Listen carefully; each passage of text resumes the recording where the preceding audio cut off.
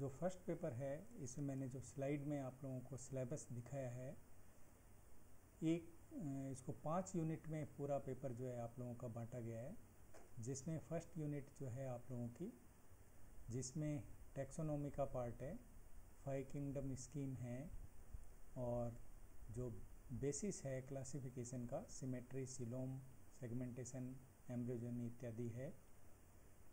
और इसी unit first के अंदर प्रोटोजोआ, पोरीफेरा, सिलेंटेटा, प्लेटिलमिन्थीज, निमेटोडा, इन सभी संघों का क्लासिफिकेशन अप टू क्लासेज और इनकी इकोनॉमिक इम्पोर्टेंस से संबंधित पार्ट है वो यूनिट फर्स्ट में लिया गया है। यूनिट सेकंड में जो प्रोटोजोआ के एनिमल्स हैं, जिसमें यूग्लिना और पैरामीशियम, इनकी पूरी लाइफ हिस्ट्री, इनका स्ट्रक्चर, हैबिटाट, फंक्शंस इत्यादि हैं। और जो इसी प्रोटोजोअन्स के अंतर्गत जो पैरासिटिक प्रोटोजोअन्स हैं मुख्यतः जैसे Leishmania, giardia, trypanosoma, Entamoeba, trichomonas, इनको सम्मिलित किया गया है। और यूनिट जो थर्ड है उसमें आप लोगों को पोरीफेरा और पोरीफेरा के जो एनिमल हैं साइकन और ल्यूकोसोलेनिया, इनके हैबिटाट, स्ट्रक्चर, फंक्शन को सम्मिलित किया गया है। और पोरीफेरा के अंदर जो कैनाल सिस्टम है उनकी बात है। इसी तरह से सिलेंटेटा में ओरिलिया और हैबिटाट, स्ट्रक्चर, फंक्शन,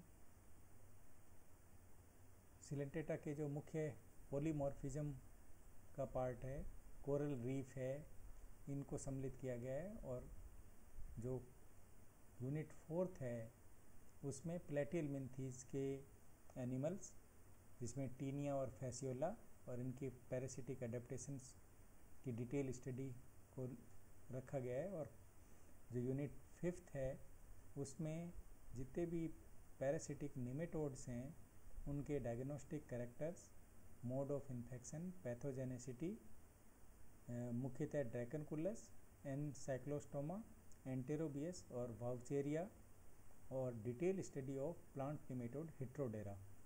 तो इस तरह से ये 5 यूनिट के अंतर्गत पूरा जो जूलॉजी का फर्स्ट पेपर है आप लोगों का कंप्लीट होगा।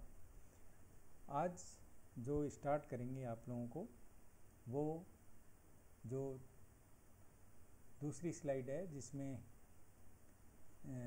मुख्य बातें आप लोगों को टैक्सोनॉमी की, क्लासिफिकेशन की, हायरार्कियल ग्रुप की, बाइनोमियल नोमेनक्लेचर की और ट्राइनोमियल नोमेनक्लेचर की बात करेंगे। जैसे ही अपन टैक्सोनॉमी की बात करते हैं, टैक्सोनॉमी को हिंदी में वर्गीकी कहते हैं। वर्गीकी का मतलब है किसी को क्लासीफाई करना या ग्रुप वाइज अलग अलग बांटना।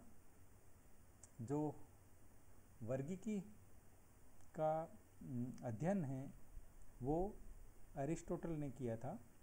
तो प्रथम बार जंतुओं का जो वर्गीकरण है या वर्गीकी का कार्य है, इसलिए फादर ऑफ जूलॉजी या फादर ऑफ टैक्सोनॉमी जो है वह अरिस्टो को कहते हैं, एरिस्टोटल को कहते हैं। इस टैक्सोनॉमी के अंतर्गत दो चीज़ें अपन कंसीडर करते हैं। एक तो पर्टिकुलर ऑर्गेनिज्म का क्लासिफिकेशन और उसका नामकरण यानी नोमेनक्लेचर। जो अरिस्टोटल ने अपने वर्गीकी का जो विचार है वो हिस्टोरिया एनिमेलिया नामक पुस्तक में प्रकाशित किया था। और उन्होंने रुधिर के रंग के आधार पे जंतुओं का वर्गीकरण किया।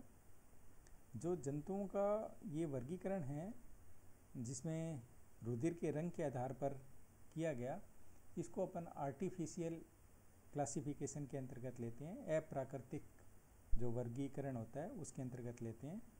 उसमें उन्होंने एक समूह बनाया जिसका नाम रखा इन्होंने इनाइमा, यानी लाल रक्त युक्त वाले जो वर्टिब्रेट्स प्राणी थे उनको इसमें सम्मिलित किया गया इनाइमा में, आर्टिफिशियल क्लासिफिकेशन के अंतर्गत। और आगे इसी इनाइमा महासमूह को 2 भागों में बांट दिया गया, जिसमें एक तो विविपेरस और एक ओविपेरस। विविपेरस जैसा अपन जानते हैं जो शिशुओं को जन्म देने वाले जंतु हैं वो, और ओविपेरस वो अकशेरुक जंतु जो अंडे देते हैं। और जिनका जो रक्त है वो लाल नहीं होता है। ये जो ओविपेरस वाले जंतुओं का समूह था, इसको भी आर्टिफिशियल क्लासिफिकेशन के अंतर्गत कई वर्गों में बांट दिया गया। जैसे स्पॉन्ज एंड सिलेंट्रेट्स को एक वर्ग में रखा गया, एक वर्ग में क्रस्टेशिया को रखा गया, एक में इंसेक्ट्स एंड स्पाइडर्स को रखा गया, एक में मोलस्का इकाइनोडर्मेट्स को रखा गया और सिफेलिपोड्स को रखा गया। तो इस तरह का जो क्लासिफिकेशन किया गया, ये अप्राकृतिक या आर्टिफिशियल क्लासिफिकेशन के अंतर्गत इसको सम्मिलित करते हैं। इसी वर्गीकी के अंतर्गत 18वीं शताब्दी में कैरोलस लिनियस ने जो वर्गीकी पे, टैक्सोनॉमी पे काम किया, तो उनका काम जो है 1758 में एक सिस्टेमा नेचुरी नामक किताब लिखी। उसके 10वें संस्करण में उन्होंने जितने भी नेचुरल रूप से, प्राकृतिक रूप से सिमिलरिटीज और डिसिमिलरिटीज पाई गई, उसके आधार पे टैक्सोनॉमी को या वर्गीकरण को उन्होंने सम्मिलित किया। और जो कैरोलस लिनियस को ही आधुनिक जो टैक्सोनॉमी है, फादर ऑफ मॉडर्न टैक्सोनॉमी के नाम से जानते हैं कैरोलस लिनियस को। और इनका जो वर्गीकरण है, क्योंकि नेचुरल रूप से सिमिलरिटीज डिसिमिलरिटीज पे आधारित था, तो इनके क्लासिफिकेशन को, जैसा स्लाइड में बताया गया है, नेचुरल क्लासिफिकेशन के अंतर्गत रखते हैं, प्राकृतिक वर्गीकरण के अंतर्गत रखते हैं। और यही प्राकृतिक जो वर्गीकरण है, इसमें समानताओं के आधार पर इन्होंने एक हायरार्कियल ग्रुप्स का निर्माण किया या टैक्सोनॉमिक रैंक का निर्माण किया। इस टैक्सोनॉमिक रैंक के भी विभिन्न स्तर होते हैं, जिसको अपन टैक्सोनॉमिक कैटेगरीज कहते हैं या टैक्सोनॉमिक लेवल्स कहेंगे।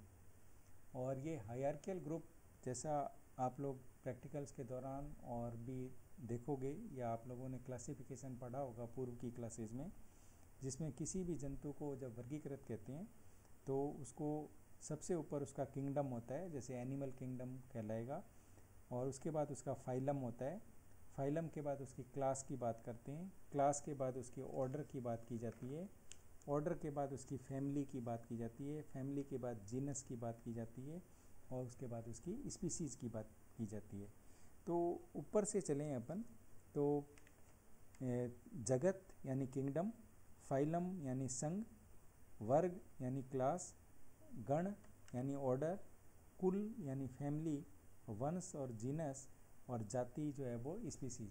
ये एक रैंक बनाई गई, इसी को अपन हायरार्कियल ग्रुप या टैक्सोनॉमिक रैंक या टैक्सोनॉमिक कैटेगरीज का नाम दिया गया है, जो kingdom, phylum, class, order, family, genus और स्पीसीज की बात करी अपने।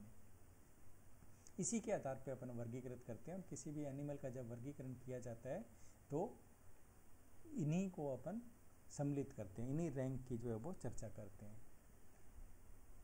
इसी स्लाइड में नेक्स्ट जो बात कही गई है वो बाइनोमियल नोमेनक्लेचर की। हिंदी में इसको अपन कहते हैं द्विनाम पद्धति। द्विनाम पद्धति कैरोलस लिनियस के द्वारा इनकी जो पुस्तक है सिस्टेमा नेचुरी, उसमें व्यक्त की गई थी। और इन्हीं के नाम से, कैरोलस लिनियस के नाम से ही द्विनाम पद्धति जो है वो फेमस है, और इनको फादर ऑफ बाइनोमियल नोमेनक्लेचर के नाम से भी अपन जानते हैं। मॉडर्न टैक्सोनॉमी के फादर तो हैं ही हैं, बाइनोमियल नोमेनक्लेचर के फादर भी कैरोलस लिनियस हैं। इस सिद्धांत के अनुसार प्राणी के दो नाम दिए गए हैं। पहला नाम तो जीनस होता है और दूसरा नाम जो होता है वो जाति का होता है। वंश का नाम अंग्रेजी की वर्णमाला बड़े अक्षरों में कैपिटल लेटर्स में, और जाति का नाम जो है वो अंग्रेजी की वर्णमाला के स्मॉल लेटर्स में, छोटे अक्षरों में से प्रारंभ किया जाता है। और वंश जाति के नाम है वो इटैलिक्स यानी तिरछे लिखे जाते हैं, या दोनों के नीचे अंडरलाइन कर दी जाती है। इसको उदाहरण के रूप में अपन देख सकते हैं, जैसे मनुष्य का नाम होमो सैपियंस है तो होमो इसका जीनस है और सैपियंस जो है वो इसकी जाति है। इसी तरह से मेंढक का नाम राना टिग्रीना, तो राना इसका जीनस है और टिग्रीना जो है उसकी स्पीसीज है। इसी तरह से घरेलू चिड़िया पैसर डोमेस्टिकस, कुत्ता कैनिस फैमिलियरिस, शेर पैंथरा लियो, कॉकरोच पेरीप्लेंटा अमेरिकाना, केंचुआ फेरिटिमा पोस्थुमा, और मधुमक्खी एपिस इंडिका। ये कुछ मैंने जो उदाहरण दिए, मधुमक्खी, केंचुआ, कॉकरोच, शेर, कुत्ता, घरेलू चिड़िया, इनके जो है जूलॉजिकल नेम की बात करी तो पहला जो शब्द है वो इनके वंश को इंगित करता है, और दूसरा या लास्ट वाला जो शब्द है वो इनकी जाति को इंगित करता है। तो ये दोनों चीज़ें ही कंसिडर की जाती हैं किसी के भी नामकरण में या नोमेनक्लेचर में, इसीलिए इसको बाइनोमियल नोमेनक्लेचर नाम दिया गया कि वंश और जाति दोनों चीज़ें इसमें सम्मिलित की गई। नोमेनक्लेचर के लिए बर्लिन में एक 5वीं अंतर्राष्ट्रीय प्राणी विज्ञान कांग्रेस नियमावली तैयार करने के लिए तैयार की गई, जिसमें international code for zoological nomenclature बनाया गया। उसमें कैरोलस लिनियस की जो द्विनाम पद्धति का प्रमुख आधार था उसको सम्मिलित किया गया। इसके कुछ नियम हैं। उस नियम के अंतर्गत पहली बात तो यह है कि जाति जो है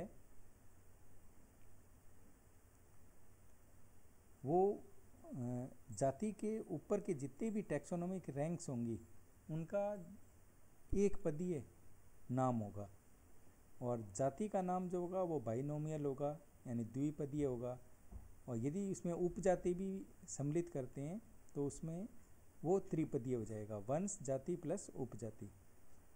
और नामकरण जो भी होगा वो लैटिन भाषा में या लैटिनीकृत ही होना चाहिए, और जिस वैज्ञानिक ने प्रथम बार उस जंतु का वर्णन किया है उसका नाम और वर्ष जो है वो भी उसमें लिखा जाता है। जैसे होमो सेपियंस लीनियस 1758, तो यानी लीनियस ने 1758 में होमो सेपियंस जो नाम है वो दिया था। जाति का नाम अंग्रेजी में लिखते समय वंश के प्रथम बड़े अक्षर के द्वारा स्टार्ट करते हैं, और जाति का जो प्रथम अक्षर होता है वो छोटा होता है, और इनको इटैलिक्स या तिरछे लिखे जाते हैं, और वंश या जाति के नीचे अपन अंडरलाइन कर देते हैं यदि वो तिरछा नहीं लिख पाते हैं तो।